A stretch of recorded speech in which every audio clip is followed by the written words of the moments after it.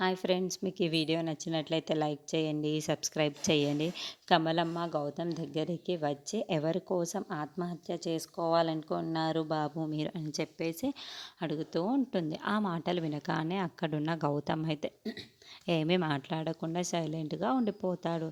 ఇంతలో అక్కడున్న కమలమ్మ మాత్రం చెప్పండి బాబు అని చెప్పేసి అడుగుతూ ఉంటుంది. ఇంతలో అక్కడున్న ఆరాధ్య ఫోటో వైపుకు అక్కడున్న గౌతమ్ చూపిస్తూ ఉంటాడు. అది చూడగానే అక్కడున్న కమలమ్మ అయితే ఒక్కసారిగా షాక్ అయిపోతూ ఉంటుంది.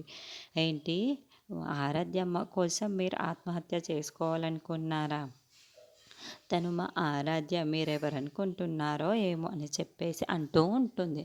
ఆ మాటలు వినగానే అక్కడున్న గౌతమ్ అయితే అవును, నేను ఆ అమ్మాయి కోసం ఆత్మహత్య చేసుకోవాలనుకున్నాను అని చెప్పేసి తన ఫోటో వైపుకు చూపిస్తూ అంటాడు. ఇంతలో అక్కడున్న కమలమ్మ అయితే మీరు మా ఆరాధ్యమ్మ కోసం ఆత్మహత్య చేసుకోవడం ఏంటి?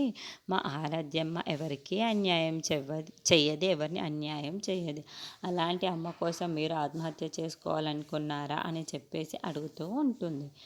ఇంతలో అక్కడున్న గౌతమ్ మాత్రం అవును, నేను తన కోసమే ఆత్మహత్య చేసుకోవాలనుకున్నాను. తను లేకపోతే నేను బ్రతకలేను అని చెప్పేసి అంటూ ఉంటాడు. ఆ మాటలు వినగానే అక్కడున్న కమలమ్మ అయితే ఒక్కసారిగా షాక్ అయిపోతూ అక్కడున్న గౌతమ్ వైపుకు చూస్తూ ఉంటుంది. మీరు ఏమో భ్రమలో ఉన్నట్టున్నారు బాబు గారు. నీ తలకి దెబ్బ తలిగి ఏదేదో మాట్లాడుతున్నారు.